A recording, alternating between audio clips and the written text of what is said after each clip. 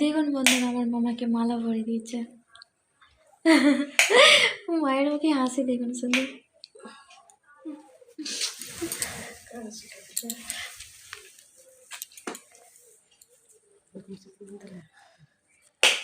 High বন্ধুরা, আজকে কি বলুন তো, আসলে আমার জন্মদিন আপনারা সবাই শুভেচ্ছা জানাবেন। কিছু খাবার বানিয়েছে, কোনটা দিয়ে শুরু করবো কিছু বুঝতে পারছি না।